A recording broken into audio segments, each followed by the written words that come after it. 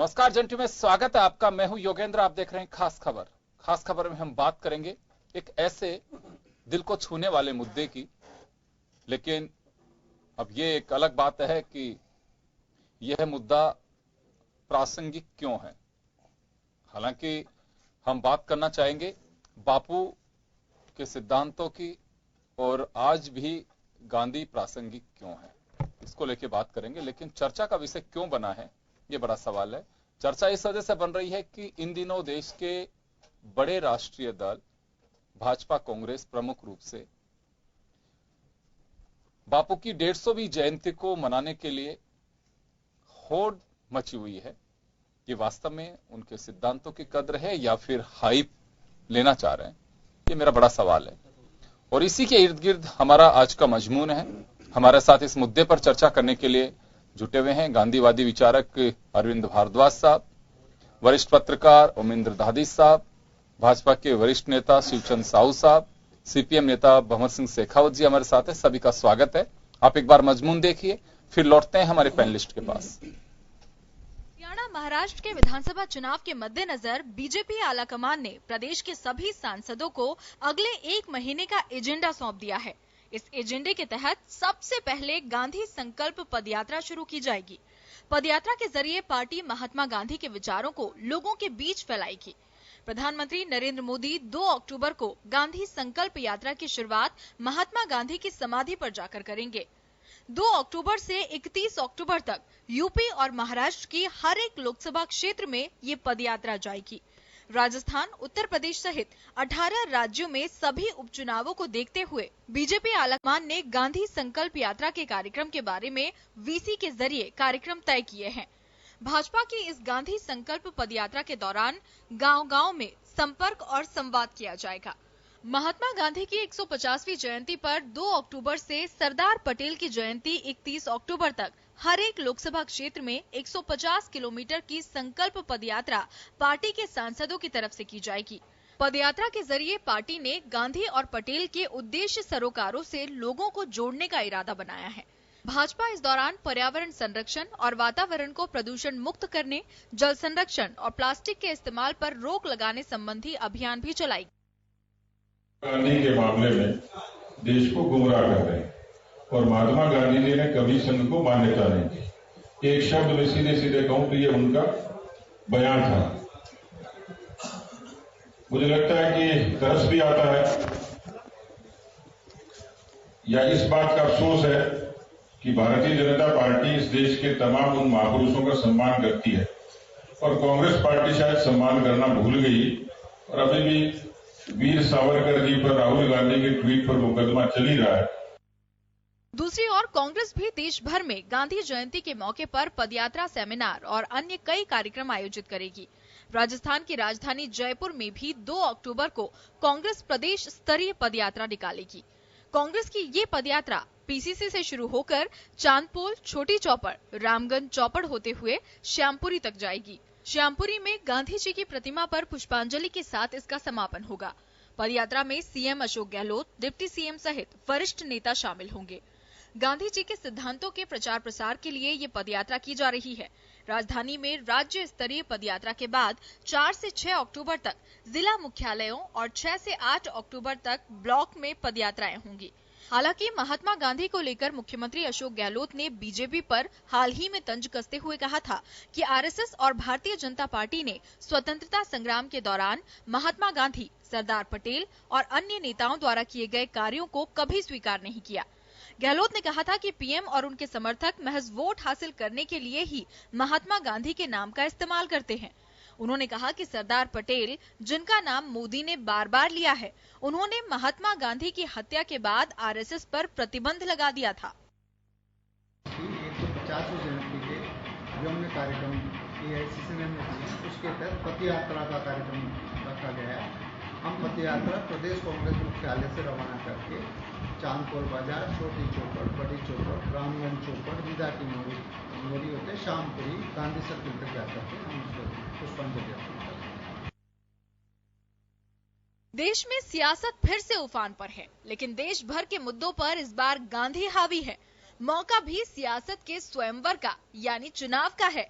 शायद देश में सत्तारूढ़ भाजपा मान रही है कि देश में गांधीवादी विचारधारा को वोट में तब्दील किया जा सकता है। वहीं कांग्रेस गांधी के नाम पर कब्जा करने वाली भाजपा से खुद को असुरक्षित समझ रही है।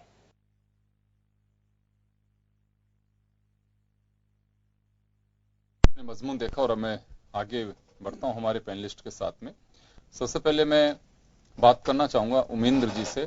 उमेंद्र जी, आप किस तरह से देखते हैं, बापू की 150वीं जयंती है, निश्चित रूप से बापू वो सम्माननीय हैं, आदरणीय हैं, पूजनीय हैं, लेकिन राजनीतिक दल जिस तरह से होड़ मचा रहे हैं, क्या वास्तव में उनके सिद्धांतों की पहल है या फिर कुछ और वजह?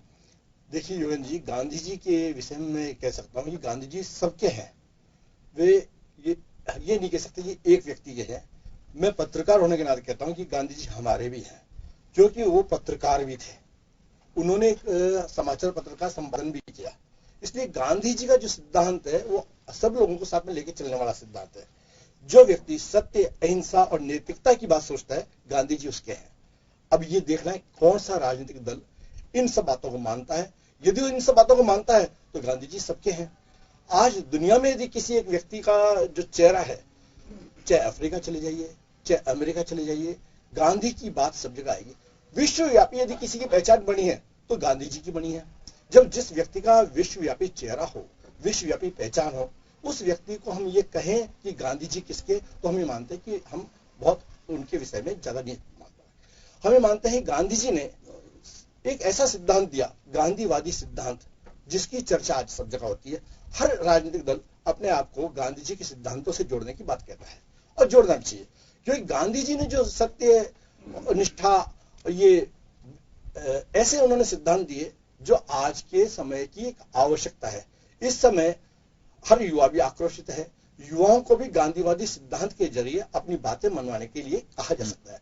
जो इस समय कई दफा आंदोलनात्मक स्थिति होती है। अब गांधी जी की बात की जाए तो उन्होंने कई बड़े आंदोलन ऐसे किए जो बहुत ही शांतिप्रिय, नमक यात्रा, नमक आंदोलन, दांडी यात्रा, इस प्रकार के गांधी जी के अपने एक जो टाइटल है अहिंसा, उसी से वो पूरा मोटिव क्लियर होता है कि वो कभी भी उग्र या फिर कोई हिंसा, उनके आंदोलन में कोई स्थान नहीं था उसका।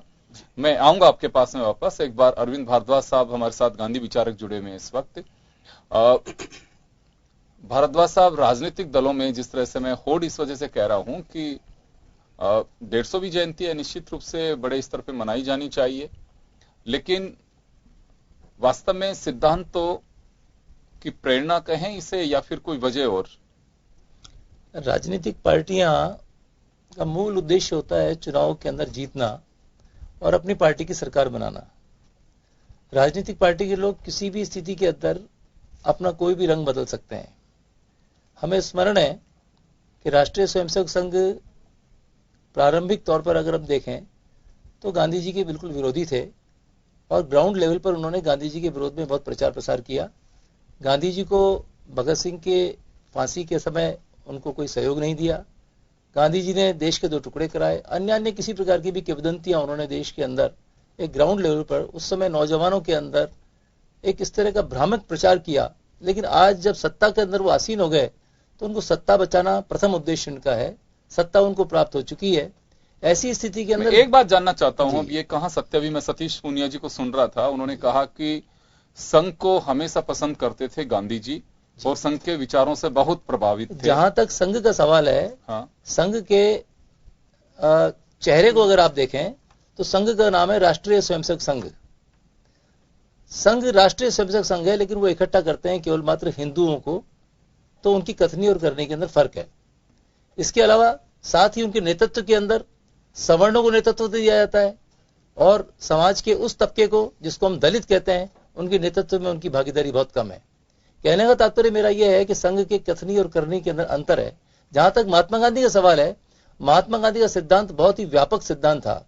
महात्मा गांधी एक आस्तिक व्यक्ति थे, उनका आस्तिक व्यक्तित्व था, लेकिन वो नास्तिक व्यक्ति को भी अपने पास बैठकर उसको मूल्यों के आधार पर बैठकर चर्चा करने में उनको कोई गुरेज नहीं था।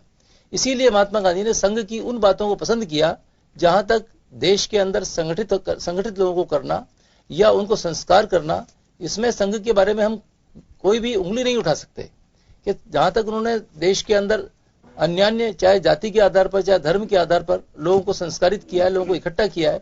लेकिन राजनीति के तरीके से उन्होंने जिस देश के अंदर जो द्वेष का वातावरण पैदा किया है, जिस तरह से धर्म और जाति के आधार पर उन्होंने देश को बांटने की जो कोशिश करी है और जिस तरह वोटों का पोलराइजेशन किया है, वर्तमान परिप्रेक्ष्य में संघ की आलोचना करना इसलिए अनिवार्य हो गया। लेकिन जहां तक महात्मा गांधी के समय का संघ था, उस समय इस तरह की कोई बुराई उसके अंदर मौजूद नहीं थी, इसलिए महात्मा गांधी ने संघ की आलोचना उस समय नहीं की, बल्कि अप्रिशिएट किया। मैं भंवर सिंह जी के पास में जाना चाहूंगा। भंवर सिंह जी, आप एक राजनीतिक दल से ताल्लुक रखते हैं। अभी जिस तरह से बीजेपी और कांग्रेस दोनों ने अपने प्रोग्राम्स बनाए हैं और बीजेपी ने बाकायदा 2 अक्टूबर से 21 अक्टूबर तक गांधी जी के जन्मदिन से लेकर सरदार पटेल के जन्मदिन तक अपनी कार्य योजना बनाई है। अपने सांसदों को इस योजना का नाम दिया गया बाकायदा संकल्प, गांधी संकल्प यात्रा के नाम से। वो करेंगे 10-15 किलोमीटर डेली चलेंगे, 10 दिन तक यात्राएं करेंगे और करीब 150 किलोमीटर की यात्रा। उसमें पर्यावरण, स्वच्छता, छुआछूत को दूर करना, जो गांधी जी को पसंद थे, उन तमाम चीजों को या उन विचारों को आगे बढ़ाने की कोशिश करेंगे। कांग्रेस सद्भावना यात्रा निकाल रही है। देखिए, आपने जो बात कही है, तो गांधी की आज के तारीख में भी बहुत बड़ी आवश्यकता है और दोनों दल जो कर रहे हैं, दोनों ही दलों के लिए मैं कहूंगा कि वो गांधी को मानने वाले नहीं है। दोनों उनके वैचारिक रूप से ना करते हैं और बीजेपी तो ढकोसला कर रही है, क्योंकि गांधी कभी भी, मैं पूछना चाहूंगा, बीजेपी के बैठे हैं कि इनका गोडसे के बारे में क्या कहना होगा, तभी जाके ये गांधी के बारे में कुछ कह सकते हैं। जो अगर गोडसे का मंदिर बना रहे हो, वो गांधी के सिद्धांतों को कहां मानने वाले, ये तो बता दें। बीजेपी ने कब कहा कि गोडसे का मंदिर बना रहे हैं? बना रहे हैं ना, इन्होंने तो पूजा है, इनके सारे नेताओं ने गोडसे के ऊपर माला चढ़ाई है। एक बात बताइए, बीजेपी का कोई नेता है जिसने कहा है कि हम गोडसे का मंदिर बना रहे हैं? बना दिया ना, बना दिया, उसके ऊपर माला भी पहना चुके। पार्टी का हिंदू महासभा इनकी लगी हुई है, इनका हिंदू महासभा जो इनका अंग है ना, आरएसएस का, भाई आरएसएस का है ना। अरे तो विश्व हिंदू परिषद, आरएसएस, ये उन्हीं के लोग हैं सारे के सारे। वो ये केवल नाम बदल के जो ढकोसला करते ना। मैं आपको कहना चाहूंगा ये इस बात को लेके कि जो अगर गोडसे को पूजने वाले लोग हैं, उसको मानने वाले लोग हैं, उनका गांधी से कोई मतलब नहीं है। जहां तक सावरकर के बारे में, तो आपने देखेंगे कि सावरकर को भी आप क्या मानते हैं लोग। सावरकर एक जमाने में जरूर गांधी के साथ थोड़े समय जुड़े, उसके बाद में फिर वो हिंदू महासभा के पास में जैसे ही आए, तो उसके बाद में वो कट्टर राष्ट्रवादी हो गए। तो गांधी कभी नहीं चाहते, गांधी चाहते थे इस देश में हिंदू मुस्लिम एकता। वो चाहते थे इस देश में दलितों पर अत्याचार ना हो, महिलाओं पर अत्याचार नहीं हो। वो हिंसा बिल्कुल पसंद नहीं करते थे। आज तो ये तो मॉब लिंचिंग करवा रहे हैं गाय के नाम पर। गांधी ने कहा था कि जब उनसे ये सवाल आया, जब आंदोलन चला, अवज्ञा आंदोलन कर रहे थे वो, और मुस्लिम जब आंदोलन कर रहे थे, उनसे कहा कि मुसलमानों को ये आप कह दो कि आप गाय खाना बंद करो। गांधी ने कहा मैं किसी को फोर्स नहीं करूंगा, गाय पूजनी है देश में, लेकिन मैं किसी और को ये नहीं कहूंगा कि तुम गाय खाना बंद कर दो या गाय को तुम मारो मत। उन्होंने साफ मना किया, नहीं, ये उनका अपना खुद का मत होना चाहिए, उनको सोचना चाहिए। तो आज जो हिंसा की भीड़ है, महिलाओं पे जो अत्याचार भाजपा के राज में बढ़ रहे हैं, दलितों पर आपने देखा, जहां गुजरात में इनकी सरकार है, कितना बुरी तरह से नंगा कर करके मारा। दलित आरएसएस के कहीं है ही नहीं, बीजेपी के स्टैंड पे ही नहीं करते हैं। जैसा आपने बताया अभी कि ये उच्च वर्ग की पार्टी है, उनको मानने वाले लोग हैं। गांधी का जो राष्ट्रीय आंदोलन था, वो राष्ट्रीय नेता कैसे बने, ये समझने की बात है। गांधी एक दिन में राष्ट्रीय नेता भी नहीं बने। 1914 में वो जब अफ्रीका से आए थे, जब वहां पर उन्होंने रंगभेद नीति के खिलाफ एक बहुत बड़ा आंदोलन लड़ा, और वो पहले नेता बने कहां पे, अफ्रीका में जाके। जब 14 में आए तो आपको पता बहुत बड़े बड़े भारत के नेता थे, दादा भाई नौरोजी, चंद्रपाल, फिरोज शाह मेहता, उस समय तिलक, गोखले, विपिन चंद्र जैसे बहुत भारी भरकम नेता थे, जिनकी देश में पहुंच थी। उसके बाद जब गांधी यहां पर आए जीत करके वहां से रंगभेद नीति के खिलाफ, उसके बाद में आप देखेंगे कि यहां पर आने के बाद में कैसे नेता बने, ये समझने की बात है। सबसे पहले उन्होंने चंपारण में किसानों का, नील की जो खेती थी, वो अंग्रेजों के खिलाफ एक आंदोलन खड़ा किया किसानों का। उसमें गांधी ने किसानों को जोड़ा दे अपने साथ में। सबसे पहले वो नील की खेती के खिलाफ जब आंदोलन लड़े तो सारे किसान उनके साथ में आए। फिर उसके बाद वो कहां गए, अहमदाबाद गए, कपड़ा मिल मजदूरों के पास में। कपड़ा मिल मजदूरों की लड़ाई उन्होंने लड़ी उस जमाने के अंदर, 1918 के अंदर, जब वहां पर आंदोलन और संघर्ष हुआ बहुत मजदूरों का बहुत बड़ा। तो उसके बाद में मजदूरों का विश्वास उन पे आया कि गांधी हमारे भी हैं। इधर किसानों की लड़ाई उन्होंने लड़ी चंपारण में, उसके बाद में किसान को विश्वास हुआ तो दोनों वर्ग को, देश के जो मजदूर था, किसान था, उसको अपने साथ में लिया और ब्रिटिश सेना में उन्होंने 18 में भर्ती भी कराई। एक काम भी किया उन्होंने, जब पहला विश्व युद्ध हुआ तो उसमें भर्ती कराई इस बात को लेकर के कि जो रोलेट जो आया उसके बाद में जब उनको उम्मीद थी कि ये सरकार कुछ छूट देगी भारतवासियों को, नहीं दी, बल्कि एक रोलेट एक्ट लिया है जो देश के लिए क्या था, कोई भी क्रांतिकारी उसको गिरफ्तार किया जा सकता, वैसा ही एक्ट वर्तमान में बीजेपी की सरकार लेके आई है, जिसका गांधी ने बहुत बड़ा विरोध किया। ये बीजेपी के नेता बैठे हैं, आज वही कानून लेकर के आज वही जो आप देख रहे हो राष्ट्रीय सुरक्षा के नाम से जो कानून आया है, हाँ। जिसमें किसी को भी गिरफ्तार किया जा सकता है, यही अंग्रेजों ने नहीं किया जा सकता, किसी को भी आतंकवाद के नाम पर, किसी को नहीं किया जा सकता। आतंकवाद के नाम पे, आतंकवाद के नाम पे ना, अगर कोई पनाह दे रहा है, उसे फंडिंग दे रहा है, तो गिरफ्तार होगा। आपको भी कह सकते हैं कि आपने विद्रोह किया सरकार के खिलाफ, आप हमारे चैनल पे गलत बोल रहे थे, ये सरकार के खिलाफ विद्रोह है। उस समय भी यही तो था अंग्रेजों का। जब रोलेट एक्ट आया तो गांधी ने बहुत बड़ा जब उसका विरोध किया, प्रेस की स्वतंत्रता सबसे पहले पाबंद की गई थी जो आज है। आज प्रेस बोल पा रही है क्या? अभी 3 दिन पहले ही राजस्थान के मुख्यमंत्री ने पूरी प्रेस को कहा कि आप क्या कर रहे हो आज की तारीख में, आप सब दबे हुए हो बीजेपी सरकार से। उन्होंने सबके मुंह पे कहा, किसी पत्रकार की हिम्मत नहीं हुई कि आप गलत बोल रहे हो।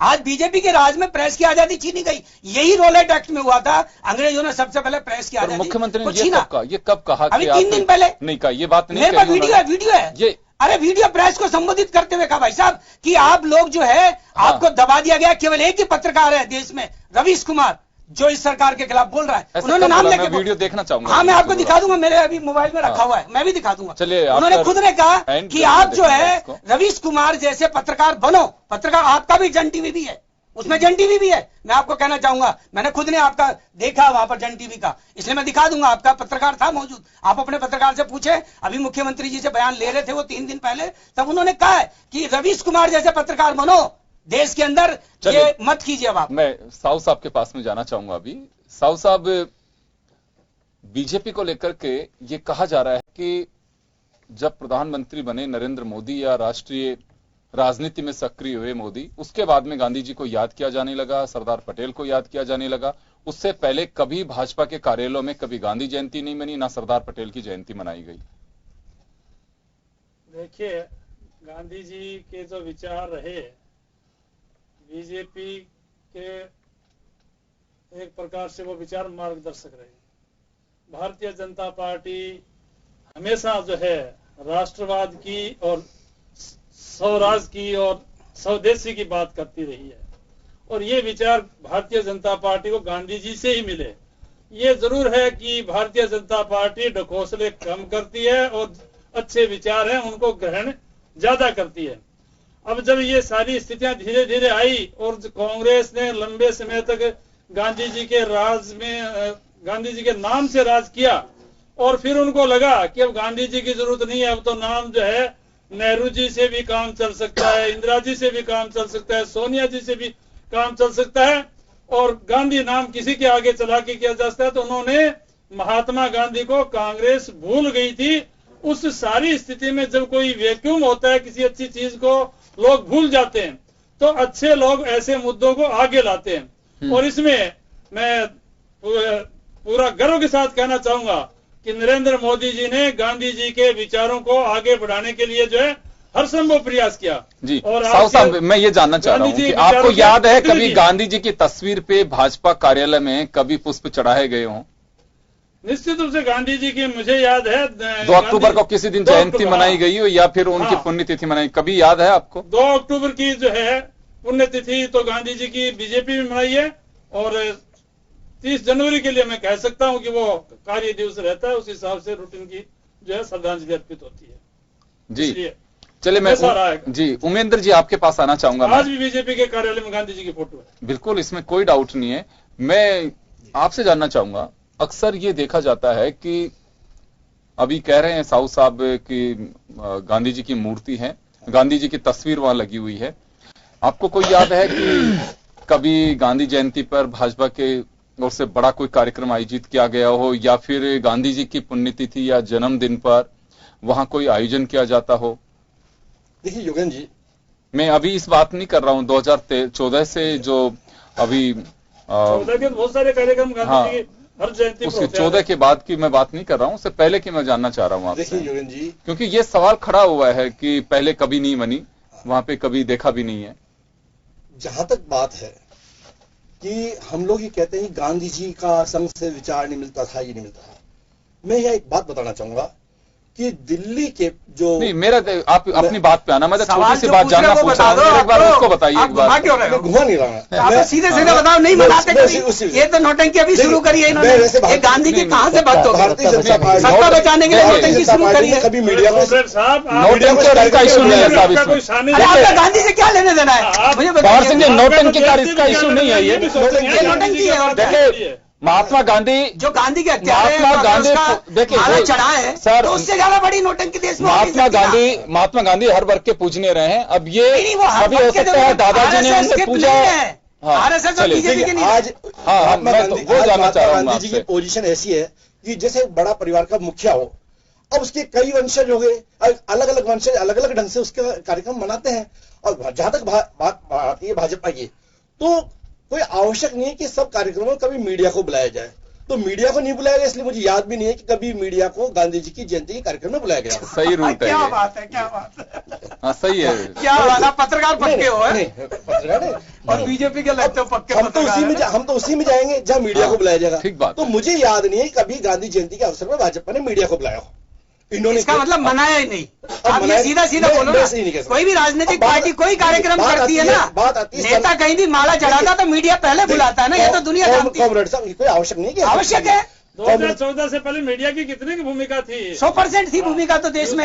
आपने तो दबा दिया उसको, भूमिका ही खत्म कर दिया। अब तो गुणगान करते हैं मोदी जी मीडिया को नहीं दबाया हमने, पूरा दबा दिया। अब गुणगान करते हैं। हमने कॉमरेडों को दबा दिया। कॉमरेड को क्या दबाओगे? कॉमरेड कभी नहीं दबते किसी। उमेंद्र जी की बात तो सुन लीजिए। उमेंद्र जी की बात अब बात आती है संघ सब गांधी जी के सिद्धांतों को नहीं मानता है, ये नहीं मानता है, जैसे ये आप लोग कहते हैं, है ना। जैसा कि अभी चर्चा में भी कुछ किताब पढ़ लो। नहीं, मैं एक बात किताब की बात कहता हूँ। अरे उनके सिद्धांत लिखे हैं ना।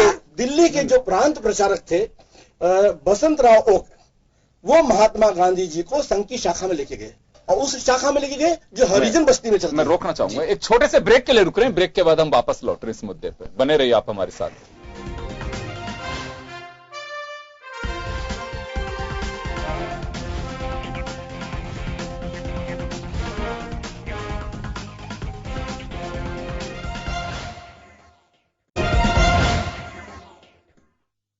एक बार फिर आपका स्वागत है। आप देख रहे हैं खास खबर। बात कर रहे हैं हम राष्ट्रपिता महात्मा गांधी राजनीतिक दलों के लिए वास्तव में प्रासंगिक हैं या फिर वजह कुछ और है। चलिए, मैं ब्रेक से पहले उमेंद्र दादी साहब के पास में था, वापस मैं लौटना चाहूंगा। उमेंद्र जी, आपसे मैं जानना चाह रहा था, चलिए आपने बताया भी कि इश्यू ये नहीं है, सबसे बड़ी बात यह है कि क्या वास्तव में राजनीतिक दल गांधी के उन सिद्धांतों की पालना कर रहे हैं, उस आइडियोलॉजी को मान रहे हैं जिसकी वजह से अब 150वीं जयंती पे इतना बढ़ चढ़ करके हिस्सा ले रहे हैं। देखिए योगेंद्र जी, गांधी जी ने एक सिद्धांत दिया सफाई का। आज की जो सरकार है सफाई पे विशेष ध्यान दे रही है। गांधी जी भ्रष्टाचार के खिलाफ थे। जो इस समय सरकार ने योजनाएं बनाई है भ्रष्टाचारियों को एक एक को पकड़ देगी, ये सब इन सब बातों को लगता है कि कोई भी किसी भी दल की सरकार हो, गांधी जी के सिद्धांत और गांधी जी की नीतियों से सब लोग प्रभावित हुए हैं। अब बात आती है एकात्मता मानववाद की, जिसको ये सरकार मानती है। एकात्मता मानववाद का जो निचोड़ है उसमें गांधी जी का सिद्धांत भी है, उसमें अन्य सिद्धांत भी है, उन सबको मिला के समावेश। मैं माफी चाहूंगा, एकात्म मानववाद में आप गांधी जी के सिद्धांत को कैसे कोलैबोरेट कर रहे हैं? गांधी जी का सिद्धांत इसलिए कह रहा हूँ कि गांधी जी छोटे उद्योगों की बात करते थे, कुटीर उद्योगों की बात करते थे, वो एकात्मता मानववाद में है। गांधी जी चाहते थे कि गांव-गांव में छोटे उद्योग लगे, वो एकात्मता मानववाद के नाते से ये काम किया गया है और ये योजना है सरकार की। देखिए, कोई भी सरकार गांवों की सरकार चाहते थे गांधी जी, वो कारखानों के लिए नहीं लिखा उन्होंने। छोटे उद्योगों में नहीं, ग्राम स्वराज्य की बात उन्होंने कही कि गांव से सरकार चलनी चाहिए। गांव का आदमी अपने उसको आज कौन चला रहा है? गांव के आदमी को गांव में रोजगार मिलेगा तो पलायन नहीं होगा। ठीक बात है वो तो, लेकिन ये वो चीज तो कोई आज 70 साल में लागू नहीं कर पाया। यदि हम गांव में छोटे छोटे उद्योग लगाएंगे, गांव के आदमी को स्वावलंबी बनाएंगे, मजबूत बनाएंगे, तो उसको रोजगार के लिए भटकने की आवश्यकता ही नहीं पड़ेगी। यानी गांधी जी ने भी हमेशा एक ही सपना देखा, जो व्यक्ति एक चरखे से और एक लंगोट और एक डंडे से लाठी के दम पे पूरे विश्व में अपनी पहचान बना सकता है। लेकिन योगेंद्र जी का सवाल यह था कि एकात्म मानववाद और सर्वोदय, जो गांधी सिद्धांत है सर्वोदय, उसकी समानता को आप कैसे बताएं? मैं समानता का मतलब ये है कि जो उनकी अच्छाइयां हैं हर गांव के व्यक्ति को। एकात्म मानववाद बिल्कुल एक फिलॉसफी अलग है और सर्वोदय की बिल्कुल फिलॉसफी अलग है। दोनों को हम अलग करेंगे। ये कह सकते हैं कि राष्ट्रवाद का चलिए रूट लाइन एक हो सकता है, सबकी सोच ये हो सकती है कि भारत मजबूत होना चाहिए, लेकिन मजबूत किस आधार पे होना चाहिए, वो जड़ कैसे हो, कहां उसका आधार बिंब। और महात्मा गांधी एक अलग उनकी सोच थी कि वास्तव में देश की नींव मजबूत कैसे हो, उनकी मजबूत निरपेक्षता, भाईचारा, ये उनका धरातली आधार था। गांव में स्वरोजगार की बिल्कुल वो इस बात के पक्षकार थे, चाहे चरखा उसके लिए जरिया हो चाहे दूसरा हो, लेकिन वो चाहते थे कि जिसको हमने आगे ले जाकर के, खासकर महाराष्ट्र में कोऑपरेटिव सेक्टर है, ये उसी का ये कह सकते हैं कि अपग्रेडेशन पार्ट है। वो गांव यदि मजबूत होंगे तो शहर मजबूत होंगे। गांव में यदि हमको ये गांव के लोगों को काम मिलेगा, एक ग्रामीण को काम मिलेगा, तो उसको आवश्यकता नहीं पड़ेगी शहरों में आए, शहर का व्यक्ति विदेश में जाए, क्यों आदमी को चाहिए रोजगार। और ये एक आज की आवश्यकता है। और ये जो वर्तमान सरकार है, ये भी लोगों को अधिक से अधिक अपने पांव पे खड़ा करने की योजनाएं जो बना रही है। देखिए आज का समय है, रोजगार के लिए नौकरी की तलाश में हम भटकेंगे तो नौकरियां तो कम हो गई, आने वाले समय में और भी नौकरियां कम हो जाएगी। व्यक्ति को स्वावलंबी बनाने की आवश्यकता है। और स्वावलंबी कब बनेगा? जो उसके लिए छोटे छोटे उद्योग होंगे, या उसको अपने गांव में ही अपने जो साधन है, संसाधन है, उनके माध्यम से वो अपने आजीविका का साधन बनाएगा जी। अब मुख्य बात ये आती है, आज हम महात्मा गांधी जी की अब 185 जयंती मनाने जा रहे हैं। 185 हम तो मना रहे, मैं तो राजनीतिक दलों की बात कर रहा हूं कि वास्तव में वो सिद्धांतों के आधार पर मना रहे हैं कि इसको हाइप के रूप में देखा जा रहा है। अब यदि कांग्रेस, आपका क्या मानना है? कांग्रेस की बात की जाए तो गांधी जी ने पहले ही कह दिया था कि देश की आजादी के बाद में कांग्रेस को समाप्त कर देना चाहिए। तो राजनीतिक दल की बात की जाए तो कोई भी दल जो मानता है, ठीक है, मानना चाहिए। और गांधी जी का सिद्धांत ऐसा है, इसको कोई भी दल ये नहीं कह सकता कि मैं इसको नहीं मानता हूं, चाहे वामपंथी हो, चाहे बीजेपी हो, चाहे कांग्रेस हो। आज गांधी जी के सिद्धांत, गांधी जी की सोच, गांधी जी की नीति इतनी प्रासंगिक है कि हम तो क्या, नेल्सन मंडेला की जो पहचान है वो अफ्रीका की गांधी के रूप में। सर बिल्कुल इसमें कोई बात नहीं है, प्रासंगिक है। Junior Martin Luther, king Martin Luther, उन्होंने तो इस बात को माना और बराक ओबामा उन्हीं के सिद्धांत के आधार पे अमेरिका के राष्ट्रपति भी बने। वो रियली वो कहते भी थे, अपने शपथ के दौरान भी उन्होंने कहा, अपने उद्बोधन में जब यूएस को संबोधित कर रहे थे, उनको प्रेरणा किससे मिली और जिनसे उनको प्रेरणा मिली, उनको किससे प्रेरणा मिली, वो सारा उन्होंने एक अपने वक्तव्य में बताया भी था। मेरा सिर्फ इतना सा मानना है, आपसे ये जानना चाहता हूं मैं, क्योंकि आप एक वरिष्ठ पत्रकार हैं, कि राजनीतिक दल एक संकल्प, गांधी संकल्प यात्रा निकाल रहा है, दूसरा सद्भावना यात्रा निकाल रहा है, यात्राएं निकालिए, लेकिन वास्तव में गांधी जितने प्रासंगिक इस देश के लिए हैं, राजनीतिक दलों के लिए कितने हैं प्रासंगिक हो सकते, लेकिन उसके मायने वास्तव में जो आधार होना चाहिए, क्या उस तरह से हैं? मैं वो जानना चाह रहा हूं। योगेंद्र जी, जब भी किसी दल को जब समझ में आए और कोई चीज अपना ले तो इसमें गलत क्या है? हाँ। यदि मानिए आज समझ में आती है कि गांधी जी के सिद्धांत तो इसमें भी जब भी आए, जब उठे तब सवेरा, यदि आज के देखो ये समझ किसके माने हमें, कांग्रेस या बीजेपी, कॉमरेड, यदि मानिए आज की राजनीति में जो युवा है उन्हें गांधी दर्शन पसंद आता है, गांधी जी के सिद्धांतों को मानते हैं, तो हम ये कैसे कहते हैं कि आप मत मानिए, इसको कांग्रेस मानेगी, अन्य क्यों नहीं दल मानेंगे? जिसको भी समझ में आए मानना चाहिए। क्योंकि गांधी एक ऐसा आंदोलन, गांधी को मैं एक आंदोलन कहता हूं, गांधी को मैं एक संस्था कहता हूं जो अपने आप में। तो बीजेपी के और इशारा है आपका कांग्रेस की ओर के अब मनाना शुरू किया है? दोनों ही पार्टी, देखिए आज की जो कांग्रेस है वो गांधी की कांग्रेस नहीं है। गांधी वाली जो कांग्रेस थी वो देश की आजादी के बाद समाप्त खत्म हो गई, ठीक है, लेकिन कांग्रेस तो गांधी जयंती मनाती रही है, वो बड़े व्यापक स्तर पे मनाती रही है। अब ये लोग गुपचुप में मनाते थे, अब खुल के मनाने लग गए, ये मान सकते हैं। जो पहले क्या बात है, ढोल बजा के, अब गांधी जयंती ढोल बजा के मना रहे हैं। चलिए ढोल क्यों बजाए जा रहे हैं, मैं वही जानना चाह रहा हूँ।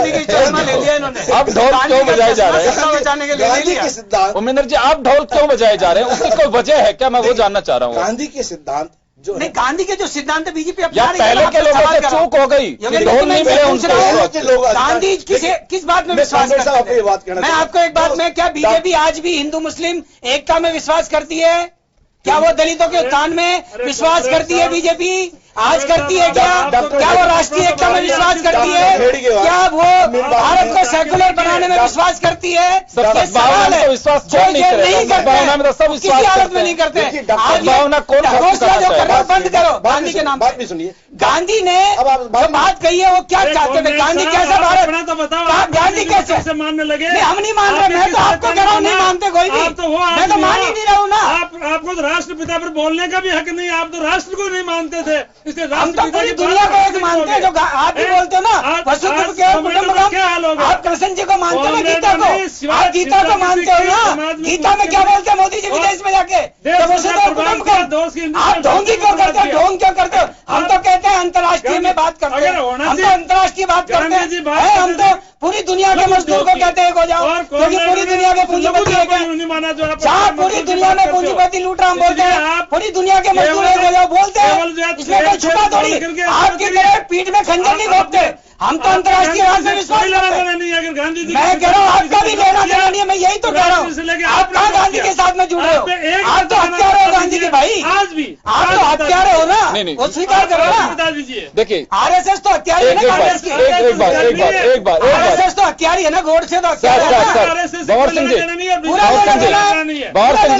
एक बार साहू साहब, भंवर सिंह जी, मैं एक बात जानना चाहता हूँ। देखिए लगातार गांधी ने जो सर, एक बार भंवर सिंह जी, एक बार सुनिए तो सही, सीधे आरोप लगाना, आज आप भाषण दे रहे हो, सीधे आरोप, विषय बुलाया तो बोलेंगे ना। चले सुनिए क्या बात है? विषय एक बार सीधे आरोप लगाना। आपकी पार्टी ने गांधी जी के बारे में क्या किया आज तक ये हम तो ढकोसला थोड़ी यात्रा थोड़ी निकाल रहे हैं। आप क्यों यात्रा निकाल रहे हो? यही पूछ रहे हैं। क्या आप गांधी सिद्धांत मानते हो? हर अच्छी चीज को अपनाने, कोई अच्छी चीज नहीं अपनाते हो, केवल उनका चश्मा ले लिया आपने।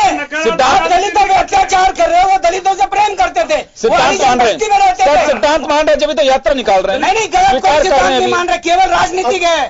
राजनीति है केवल लोगों को बेवकूफ बनाने की, कोई सिद्धांत नहीं मान रही है। ये ढकोसला करने वाले लोग, ये इनका चेहरा कुछ और होता है। एक मेरा ऑब्जेक्शन है, अभी लगातार आप 2 बार ये बात कह चुके हैं कि ये लोग गांधी के हत्यारे हैं। ये कहाँ प्रूव हुआ कि बीजेपी आइडियोलॉजी के लोग या संघ के लोग जो थे? आरएसएस जो था वो जो उसका था, हिंदू महासभा का पार्ट था, उसके बाद में तो बना ना वो सारा हिस्सा। हिंदू महासभा आरएसएस दोनों एक थी। उन्होंने देश की आजादी के आंदोलन में विरोध किया गांधी का। जब अवज्ञा आंदोलन चला तो आरएसएस जो थी वो विरोध में थी उसके। अरविंद जी हमारे सावरकर विरोध में थे। अच्छा, अरविंद जी हमारे साथ में। अरविंद जी, मैं आपके पास आना चाहूँ, मेरे 2 सवाल हैं। तो वर्तमान स्थिति में आप बहुत अच्छे से देखते हैं, पढ़ते हैं, गांधी जी के सिद्धांतों को लेकर के ये मुहिम 150वीं जयंती पे बीजेपी हो चाहे कांग्रेस हो, उस वास्तव में सिद्धांतों को आगे बढ़ाने की पहल है या फिर कोई वजह और है? देखिए, वास्तविकता तो ये है कि गांधीयन सिद्धांत ये कहता है कि अनटू द लास्ट, सर्वोदय सिद्धांत के प्रतिपादक रहे हैं वो। और रस्किन के विचार जो थे, रस्किन की किताब थी अनटू द लास्ट, उसके ट्रांसलेशन के लिए महात्मा गांधी को दिया गया था। उन्होंने पाया कि रस्किन ने जो बात अपनी किताब में लिखी है वो भारत की पृष्ठभूमि में चप्पे चप्पे पर मौजूद है, और इसीलिए महात्मा गांधी ने अपने सिद्धांत को मूल रूप से सर्वोदय सिद्धांत के रूप में प्रतिपादित किया है। सर्वोदय सिद्धांत के रूप में अनटू द लास्ट, अंतिम व्यक्ति के बारे में सोच होनी चाहिए। 1869 के अंदर लेनिन इस देश के अंदर, पूरे विश्व के अंदर, विश्व के नक्शे पर आए, और 1870 के अंदर महात्मा गांधी आए। 1 वर्ष का अंतर था, दोनों कंटेम्पररी थे, दोनों ने इस विश्व के मानचित्र पर परिवर्तन की बात करी है। महात्मा गांधी को आज के परिप्रेक्ष्य में 100 साल पहले और 100 साल बाद, यानी 150 वर्ष पुरानी जयंती हम मना रहे हैं। तात्पर्य कहने का यह है कि उनके 50 वर्ष तो वो निकल गए जिस क्षेत्र में वो कार्य क्षेत्र में थे, और 100 वर्ष के पहले जो उनके विचार थे, आज वो विचार समसामयिक हैं या नहीं है। महात्मा गांधी के मूल विचारों को देखें तो महात्मा गांधी के विचार केवल किसी का रक्षा कवच के लिए नहीं है। यदि कोई राजनीतिक पार्टी उसको रक्षा कवच के रूप में इस्तेमाल कर रही है, या कोई एक पार्टी केवल मात्र दोबारा पुनः सत्ता में आने के लिए उसका उपयोग कर रही है, तो गांधीवादी सिद्धांत के ऊपर चलने का कोई मायने नहीं है। वस्तुतः आज भी इस देश के अंदर घर घर के अंदर हम तलाश करें तो गांवों के अंदर घर घर में हमें गांधी मिल जाएंगे, जो सच्चाई, ईमानदारी, मेहनत के आधार पर इस देश के अंदर चलना चाहते हैं, इस व्यवस्था में चलना चाहते हैं, समाज में जीना चाहते हैं। Simple living and high thinking का जिनका फॉर्मूला है, वस्तुतः उस गांधी पर किसी की कोई दृष्टि नहीं है। आज का गांधी राजनीतिक पार्टियों के रूप में केवल राजधानियों में, मेट्रोपॉलिटन सिटीज में, और अपनी कॉन्फ्रेंस में, सेमिनार में और मीडियाज के अंदर एक गांधी को केवल मात्र एक रक्षा कवच के रूप में इस्तेमाल किया जा रहा है। वस्तुतः गांधी को हमें पहचानना है तो अंतिम व्यक्ति को जाके देखना होगा। आज भी भारत के उस अंधेरे कोने में जाना होगा जहां लाइट नहीं है। आज भी भारत के उस अंधेरे कोने में जाना पड़ेगा कि जहां पर पानी नहीं है, जहां पर सड़कें नहीं है, जहां जिस विकास की हम बात कर रहे हैं, चाहे ये सरकार हो चाहे पिछली सरकारें हो, आज भी हमारे देश के अंदर वो स्थान मौजूद है कि जहां अंतिम व्यक्ति को सांस लेने में दिक्कत महसूस हो रही है। हमें आवश्यकता, आज की तारीख में 150 वर्ष की जयंती मना रहे हैं, तो दोनों दल अगर यदि मान लो इस बात की बात कर रहे हैं तो वस्तुतः हमें एनालिसिस करना पड़ेगा कि जो वर्तमान में जो सत्ताधारी पार्टी है वो तो उसको एक रक्षा कवच के रूप में इस्तेमाल कर रही है। रक्षा कवच का इस्तेमाल करने से गांधी को हम स्थापित नहीं कर पाएंगे। जी सर, मैं एक बात मैं जानना चाहता हूं, आपने एक बात कही है अभी कि रक्षा कवच के रूप में बीजेपी इसे उपयोग में करना चाहती है, ऐसा क्यों लगता है? वो इसलिए लगता है कि गांधी आज की तारीख में एक विचार, अंतरराष्ट्रीय विचार है। भारत की पहचान एक गांधी के रूप में है जी। और पूरी दुनिया के अंदर मानवीय सोच का अगर कोई प्रतिबिंब देखा जाता है तो गांधी में देखा जाता है। परिवर्तन की बात, व्यवस्था, रक्षा कवच की बात मैं इसलिए कह रहा हूं कि अगर यदि आज गांधी को नहीं स्थापित किया जाएगा राजनीतिक सत्ता दल द्वारा, तो आने वाले टाइम पर व्यवस्था परिवर्तन का जो दौर है, जो हिंसक क्रांति बढ़ सकती है, अगर गांधी को हमने स्वीकार नहीं किया तो इस पूरे देश के अंदर नहीं, पूरी दुनिया के अंदर एक हिंसक क्रांति आने की आहट हो रही है।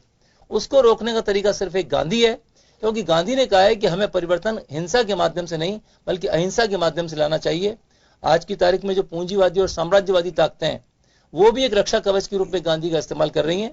तो कोई बहुत बड़ी बात नहीं कि देश की राजनीतिक पार्टियां भी आज इसको एक रक्षा कवच के रूप में इस्तेमाल कर रही हैं। नहीं, रक्षा कवच देखिए सिद्धांतों को अपना रहे हैं गांधी, सिद्धांतों को नहीं अपना रहे हैं। देश के एक वो राष्ट्रीय, मैं कहूं कि धरोहर कहिए या फिर एक विचार कहिए, उनके हर चीज में एक, लेकिन ये राष्ट्रीय धरोहर केवल मात्र म्यूजियम की वस्तु नहीं है। नहीं, बिल्कुल नहीं, वो सिद्धांत है जो रग रग के अंदर, इस आबोहवा के अंदर महसूस किए जाते हैं। मैं वो बात कह रहा हूं आपको। गांधी जी एक व्यापकता के लिए बने। बिल्कुल बिल्कुल, ये धरोहर उस तरह की कि यहाँ के एटमॉस्फेयर में, यहाँ की सोच में, यहाँ के सिद्धांतों में गांधी एक धरोहर के रूप में दिखाई देते हैं। कोई व्यक्ति सोचता भी है कि मैं गांधी के मुल्क से हूं, बापू के मुल्क से हूं। बहुत सारे लोग हैं जिन्हें कोई राजनीतिक ताल्लुक नहीं है। आपने कहा कि रक्षा कवच गांधी के सिद्धांत हैं, उन सिद्धांतों से अगर मार्गदर्शन मिलता है किसी सरकार को, किसी राजनीतिक दल को, तो मुझे लगता है कि उस सिद्धांतों को फॉलो किया जा रहा है, उन्हें आगे बढ़ाया जा रहा है, ये माना जा सकता है। वस्तुतः देखा जाए तो आज की तारीख में गांधी के सिद्धांतों को फॉलो नहीं किया जा रहा। अगर हम देखें तो इस समय देश के अंदर जिस विकास की बात की जा रही है वो विकास एक पूंजीवादी साम्राज्यवादी विकास है। जितनी भी जो मल्टीनेशनल कंपनियां हैं वो इस देश के अंदर, इस देश की धरोहर पर एकाधिकार करना चाहती हैं। गांधी जी का सिद्धांत तो ग्राम स्वराज का सिद्धांत था, स्वदेशी का नाम गांधी का सिद्धांत तो स्वदेशी का सिद्धांत था। आज की तारीख में इस देश की कोई सरकार का भी स्वदेशी का बड़ा एक नहीं, स्वदेशी नाम तो विदेश में जाके अभी बोल रहे हो, आ जाओ हमारे देश में उद्योग लगाओ। मोदी जी के आपने अभी स्लाइड दिखाई है, वो विदेश में अमेरिका में बोल रहे हैं आओ कारपेट बिछा के रखेंगे। लेकिन भंवर सिंह जी, समय के साथ तो बदलना पड़ेगा। गांधी के सिद्धांत नहीं है ना। मैं कह रहा हूँ गांधी के सिद्धांत कहाँ है? आज आप ये देखो, सारा मिलना पड़ेगा। कोई तो भाई गांधी के सिद्धांत नहीं है ना। गांधी ने क्या ग्राम स्वराज्य की बात करी उन्होंने, गांधी ने ग्राम स्वराज्य की बात करी थी। आपको पता अंग्रेजों ने गांधी को दबाने के लिए, कहना चाहूंगा, समय के साथ बदलने की बात है, समय के साथ बीजेपी बदल रही है। मैं बताऊं, कपड़े की जब होली जलाई थी तो मैनचेस्टर के लोगों को खिलाफत करी, जाकर के अंग्रेजों ने कहा तुम्हारा उद्योग इसलिए बंद हो रहा है कि गांधी इसका जिम्मेदार है। गांधी को जब 31 में बुलाया गया ब्रिटेन में, वो मैनचेस्टर की उसी मजदूर कॉलोनी में जाकर रहे, उन्हीं के बीच में जाके उनको समझाया। और जब सम्राट ने बुलाया तो बोला प्रोटोकॉल में आपकी तरह टाई सूट पहन के आए। गांधी ने कहा कोई हालत में नहीं, वो बिल्कुल एक वैसा ही गया भिखारी के रूप में। और लिखा उस समय एक अर्धनग्न उस महाराजा और दुनिया के महाराजा के सामने बैठा हुआ, महाराजा उससे अपील कर रहा था और वो ठुकरा रहा था। एक भिखारी जैसे व्यक्ति बैठा है दुनिया के सबसे बड़े महाराजाधिराज के सामने। एक तरह से ब्रिटेन के राज में सूर्यास्त नहीं होता था, सबसे बड़ा सम्राट था। गांधी ने सारी चीजें नटी, 1931 में जाकर नहीं हम नहीं मानेंगे। तो वो उसकी हिम्मत थी। आज कौन की हिम्मत है? मोदी जी की हिम्मत है। अमेरिका के राष्ट्रपति की जाके गुलामी करते हैं, यसमैन है। गांधी जैसे स्वागत का है। आज सारे उसकी जाके प्रचार कर रहे हैं, आज उसका प्रचार कर रहे हैं कि जो है राष्ट्रपति को वोट दो, राष्ट्रपति को वोट की मांग कर रहे हैं। शर्म आनी चाहिए, शर्म आनी चाहिए बीजेपी को। अमेरिकी राष्ट्रपति के लिए वोट मांग लो अमेरिका में जाके, ये 70 साल में नहीं हुआ। इसी बात को लेके बोला था अभी राजस्थान के मुख्यमंत्री ने, आपका जो बयान था वो इसी बात का था जो आप पूछ रहे। आपने जाके उनकी गुलामी कर रहे हो, आज कह रहे हो उसको जिताओ, आप क्या गुलामी करोगे? आप भारत की विदेश नीति को खराब कर रहे हो, कहाँ गांधी का मुकाबला करोगे? गांधी दुनिया के सम्राट को कर लो, मैं तुम्हारी कोई बात नहीं मानूंगा। अब लड़ के आ गया वो था गांधी। आप क्या हो? आप लड़ा करके अरे आप तो दलाली कर रहे हो उद्योगपतियों की। अडानी और अंबानी को पनपा रहे हो देश में। 4 साल में कौन पनपा देश में? आम आदमी मर गया, भूखे मर रहा है, किसान भूखे मर रहा है, मजदूर भूखे मर रहा है। सारे कारखाने बंद हो गए, सारे कारखाने तुमने बंद कर दिए, 6.5 लाख उद्योग बंद कर दिए। आप लोग दलाली करते हो पूंजीपतियों के इंटरनेशनल। अभी आज एक बहस में जाके हो, करोड़ों लोगों के जो है चिटफंड कंपनियां पैसे खा गई तुम्हारे राज्य में, कोई कार्रवाई नहीं कर रहे लोगों की। चिटफंड आपको कोई अधिकार नहीं है। आप अडानी अंबानी के दलाल सबसे बड़े, अडानी और अंबानी को बनवा रहे केवल गुजरातवाद चला रहे हो, गुजरातवाद चला रहे हो, चला रहे हो। ये चलेगा नहीं ज्यादा दिन, ज्यादा दिन नहीं चलेगा। एक स्तर तक ज्यादा नहीं चलेगा। अरविंद जी कुछ कहना चाह रहे का क्या मुकाबला करोगे? चले आपने उद्योगपतियों की दलाली करी। अरे आपने करिए भाई, हमने दलाली नहीं करते, हम तो अधिकार के लिए लड़ते हैं, हम तो अधिकार के लिए लड़ते हैं, अधिकार के लिए। ये तो आप तो दलाल हो पूंजीपतियों के, यही बोलोगे आप उनके दलाल हो पूंजीपतियों के। आप चाहते नहीं हो यूनियन रहे, अरे आप चाहते नहीं हो यूनियन रहे, आप तो विरोधी हो यूनियन के। आपकी बीएमएस दलाली करती है, मैं बोल रहा हूँ।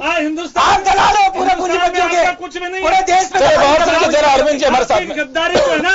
अरे आप तो जानते हैं देश से गद्दार हो, अंग्रेजों के गुलाम आप रहे, गांधी को हत्या करने वाले आप रहे। अंग्रेजों गुलाम कौन नहीं रहे?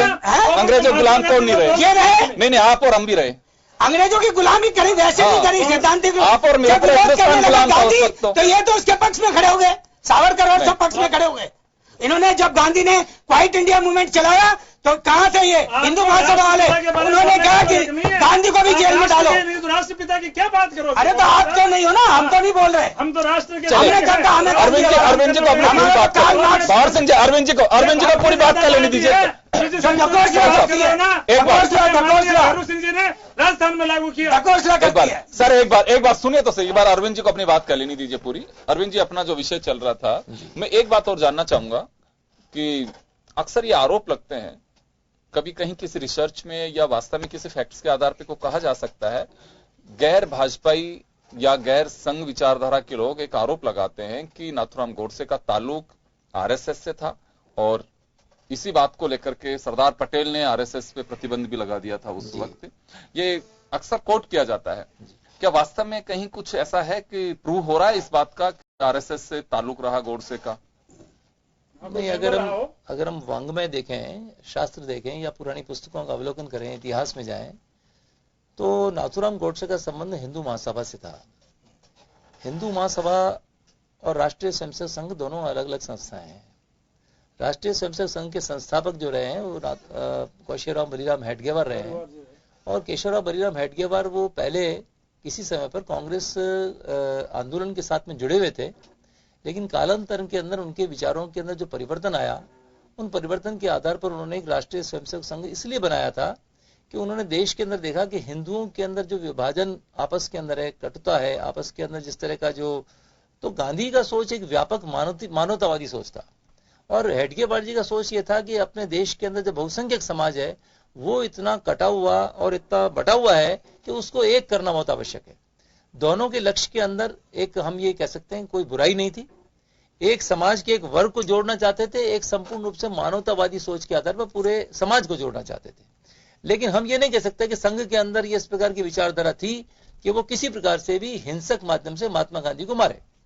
ये विचारधारा दरअसल ना तो हिंदू महासभा की थी, ना ये संघ की थी, लेकिन ये उस समय समकालीन, उस समय समसामयिक सिद्धांत के आधार पर, चूंकि कंटेम्पररी समानांतर संगठन थे, इसलिए लोग आज की तारीख में गलतफहमी के शिकार हो जाते हैं कि हिंदू महासभा और संघ एक ही चीज है।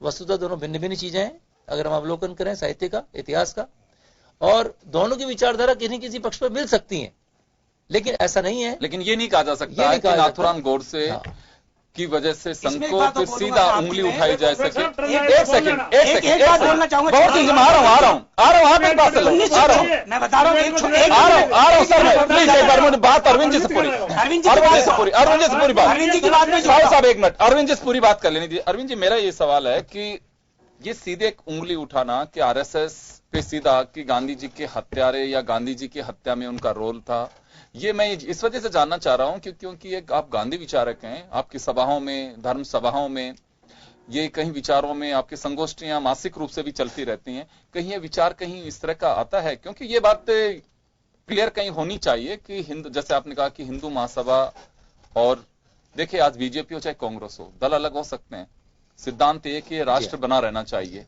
तो कहीं तो आपका कॉमन वर्ड तो आकर के होगा कि आज इस जगह पे आकर के हम राष्ट्र के लिए एक हैं। ये तो अभी जब पिछले दिनों क्या कोई चंद्रमा वाला जो इश्यू था, फेलियर रहा ऑपरेशन, कोई नहीं, जिसमें सोनिया गांधी ने भी कहा कि कोई नहीं, देश पूरा वैज्ञानिकों के साथ है। तो कुछ मूवमेंट्स ऐसे होते हैं कि जिसके लिए राजनीतिक दल अपने आप को उस लिमिटेशंस में नहीं बांध सकते।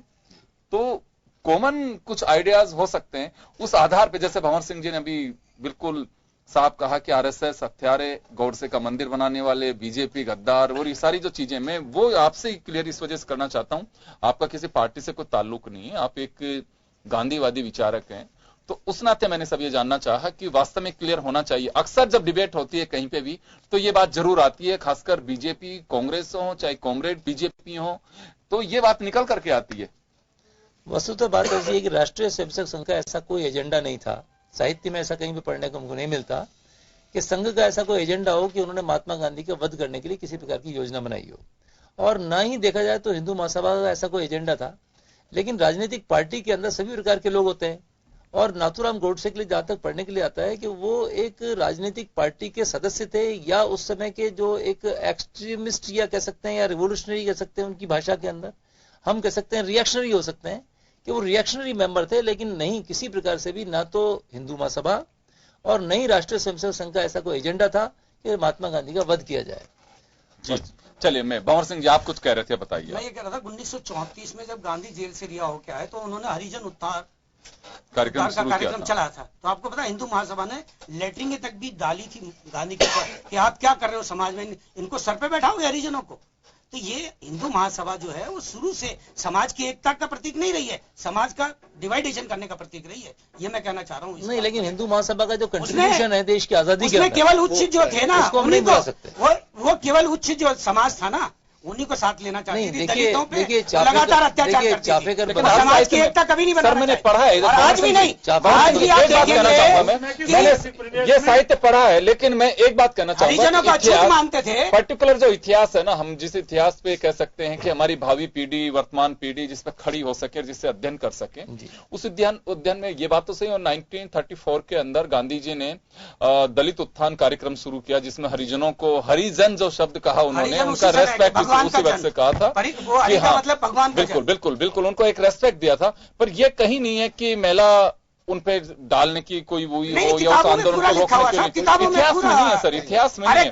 अब अलग लेखों के द्वारा लिखा गया है। मैं सहमत हूं आपकी बात, मैं आपको खारिज नहीं कर रहा हूं, मैं ये कह रहा हूं, लेकिन जो इतिहास वास्तव में आपके बच्चे, मेरे बच्चे, या मैं या आप जिसको पढ़ करके खड़े हुए हैं, उस इतिहास में इसका उल्लेख नहीं है। सरकारी उसके अंदर मैंने नहीं देखा। सरकारी किताबों में ये चीजें नहीं जाती, इससे भेदभाव पनपता है। लेकिन हकीकत यही है कि 34 में उन्होंने लेटरिंग डाली। चलिए, मैं माफी चाहूंगा, समय कम है, आप कुछ कह रहे हैं। मैं यहाँ ये कहना चाहूंगा, हाँ, यदि किसी व्यक्ति से कोई गलती होती है तो हम एक संगठन को दोषी नहीं मान सकते। हिंदू महासभा के अध्यक्ष डॉक्टर कर्ण सिंह भी रहे, जो आज कांग्रेस के बड़े नेता हैं। तो फिर आज ये बीजेपी जो नेहरू का नाम क्यों ले रही है? बात सुनिए, कैसा बर्बाद कर दिया, क्यों बोलते हो? आप भी बोल देते हो ना। इसके अलावा आप क्यों बोल देते हो नेहरू को लेके? नेहरू 13 साल जेल में रहा भाई, आजादी के आंदोलन में। ये नहीं बोलते, बीजेपी बोलती है। वो ये कॉमरेड साहब, स्वामी श्रद्धानंद जी की हत्या हुई, किन परिस्थिति में महात्मा गांधी की जैसी उनकी हत्या हुई। हम एक चलिए, उमेंद्र जी मैं माफी चाहूंगा, समय कम है, मुझे रोकना पड़ेगा यहाँ पे। तो कुल मिलाकर के बात यह है कि वास्तव में बापू को अपनाइए, लेकिन बापू के सिद्धांतों को अपनाइए। बापू प्रासंगिक हमेशा बने रहेंगे, कि वजह यह है कि आज की जो स्थितियां हैं उसमें एक मार्गदर्शक की भूमिका उन्हीं के सिद्धांत हो सकते हैं, और वो एक संत रहे, इसमें कोई डाउट नहीं है। और मैं तो यही कहूंगा कि हाइप की आवश्यकता नहीं है। बापू उस शख्सियत या उस सम्मान का नाम है जो वास्तव में उसके सिद्धांतों में झलकता है। व्यक्ति कोई भी हो सकता है, दुनिया में बहुत सारे लोग आए हैं, चले गए, बापू जैसे बहुत सारे बापू भी होंगे, उस तिथि को पैदा होने वाले भी बहुत होंगे, लेकिन बापू को सिर्फ इस वजह से पूजा जाता है कि उनके सिद्धांत दुनिया में जाने जाते हैं। हिंदुस्तान की क्रांति के साथ साथ उनके सिद्धांतों ने अपनी वो जगह भी बनाई है, इसी वजह से उन्हें बापू कहा गया है। मुझे लगता है बीजेपी हो चाहे कांग्रेस हो, इसमें राजनीतिक हित नहीं साधनी चाहिए। वास्तव में उन सिद्धांतों को आगे बढ़ाने की जरूरत है, और एक मार्गदर्शक की भूमिका में वो सिद्धांत आज भी कायम है, तो हमें उसको फॉलो भी करना चाहिए। बहुत बहुत शुक्रिया आप सभी का खास खबर में इतना ही। दीजिए इजाजत, नमस्कार।